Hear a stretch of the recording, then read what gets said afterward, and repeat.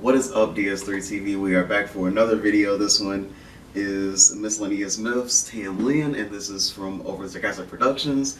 And yeah, so this was suggested to me by a subscriber. You can also suggest videos in the comment section down below. Also, hit the subscribe button. Want to get 500 subscribers by January 14th. And yeah, let's get into the video because I know nothing about Tam Lin. So this is going to be a very interesting video. Oh, play. Halloween is awesome. Oh, I know, candy and stuff, but I mostly mean the feel of it. It's the turning point between summer and winter, a time when brittle leaves drift down like crackling rain, and the wind is always just a bit colder than you expect it to be. Soft gray clouds and whispers in the shadows, and the wind ripping through your hair and clothes. Look, the season is my jam, alright? Now, historically, the time around Halloween has almost always demarcated a special time of year in almost any part of the world with a seasonal transition. Samhain and its corresponding spring holiday Beltane were both considered times when Fae and other such spirits could more easily slip into our world and cause problems. Outside the Gaelic mythosphere, All Saints' Day and All Souls' Day also happen in that general time frame, holidays when saints and the dead are specially celebrated and mourned. Dia de los Muertos, a Mexican holiday which used to be celebrated at the beginning of summer, has been retroactively associated with All Saints' Day and All Souls' Day and bumped up to the general time. I did not know that they used to be celebrated in the summer. Like I was always thought it was just always in November. Okay, I didn't know that. Well, like from like October to November. Because usually it's like the end of October, like 31st of October to the end, like the first, well, no, it's like the second, maybe third of November. I don't know. Time frame of Halloween as well. Bottom line, a lot of people see Halloween as a time when spirits, ghosts, fairies, and other such otherworldly entities get the opportunity for some special attention. So it's no surprise that there are some folktales with that exact premise. The most famous of them comes out of Scotland, which has given us a gloriously eerie folktale taking place in the exact context of Halloween's magical liminal time. This is the story of Tam Lin. So our story begins with a dire warning. We are informed that maidens should never go through the woods of Carterhaugh, or if they do go, they should make sure to leave a token of some kind, like a ring or a green cloak, because Carterhaugh is haunted by the mysterious yet handsome and sensitive Tam Lin, and should an enterprising maiden pass through the woods without leaving him a souvenir, he'll take her virginity instead. This is when we're introduced to our spunky heroine, Bonnie Janet, who enters the story when she hikes up her skirts, does her hair up all fancy, and strolls on into Carterhaugh like she owns the place. As it turns out, this is because Janet actually does own the place. Her dad owns the surrounding lands and has given the woods to her. She plucks a double-headed rose, and Tam Lin appears all magical, like, "What are you doing in my haunted glen at this time of night? Don't you know the stories?" And Janet's all, "Aw, gee, looks like I left my rings and cloak at home. Well, I'm sure I can think of something to offer you."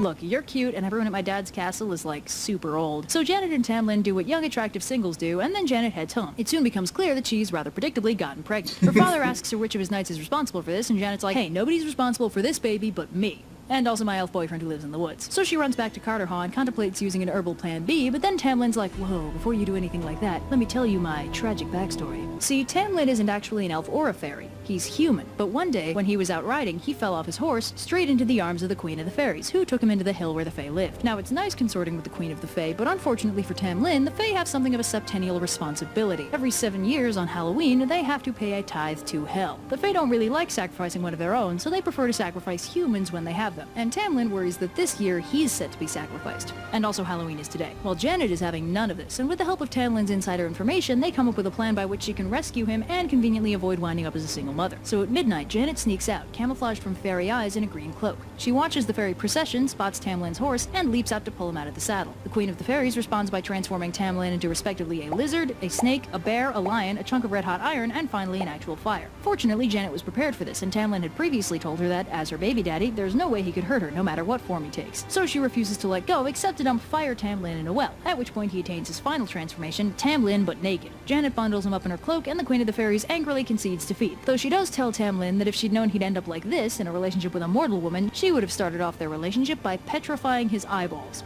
That is a red flag if ever I saw one. I was about to say, that sounds like a red flag if I ever saw one. I know you think you love her. I credit my love of the Halloween season almost entirely to Jill Thompson's Scary Godmother comics. Yeah. Look them up if you've only seen the terrifying 3D animated version. I remember. And you're making. I had a beautifully illustrated picture book of Tam Lin as a kid, although it left out the part about Tam Lin's status as the sexy sex ghost of Carter Hall. You see the word. And and Jetta being pregnant. So, alright. plans to leave, but And that, kids, is How I Met Your Mother. I must tell you something. That is the video. So yeah, thank you guys for watching the video with me. Very short video today, but yeah. Also subscribe to the channel. Want to get 1,000 subscribers by Valentine's Day, but have the shorter goal of 500 subscribers by January 14th. And yeah, let's get to it. Also, thank you guys for all the new subscribers coming to the channel.